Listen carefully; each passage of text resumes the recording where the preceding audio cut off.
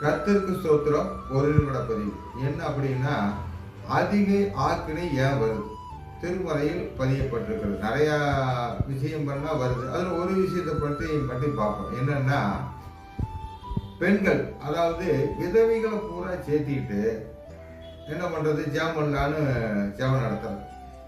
ஜெபம் நடத்தி அதாவதுன்னா ரொம்ப நீள ஜெபம், அதாவது ராத்திரி பூரா ஜெபம், இல்லைன்னா காலையில் ஆரம்பிச்சு நைட்டு பூரா ஜெபம், இப்படி நீள ஜபங்களை பண்ணி அவங்க என்ன பண்றது, திருமறையை படிக்கிறதுக்கு வழி இல்லாம ஜெபம் ஜெபம் ஜெபம்னு பண்ணிட்டு இருந்தா உனக்கு அதிக ஆக்கினை வருங்கிறார்.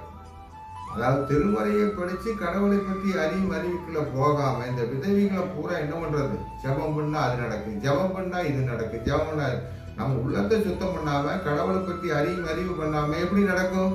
அதனாலதான் மத்தேயு 14 அதாவது 23ஆம் அதிகாரம் 14 என்னன்னா, பார்வைக்கு நீண்ட ஜெபம் பண்ற உங்களுக்கு, திருமறையை பற்றி போதிக்கிற உங்களுக்கு அதிக ஆக்கினை வரும். இந்த விதைகளை சேர்த்திட்டு பண்றவங்களுக்கும் பதியப்பட்டிருக்கு. அதனால இந்த மாதிரி ஜெபம் பண்றங்கிற தொழிலை விட்டுட்டு கிறிஸ்துவின் திருமறையை படித்து மக்களை அதுல வழி நடத்தினா இந்த அதிக ஆக்கினையிலிருந்து தப்பிச்சு கொள்ளலாம். ஆமீன்.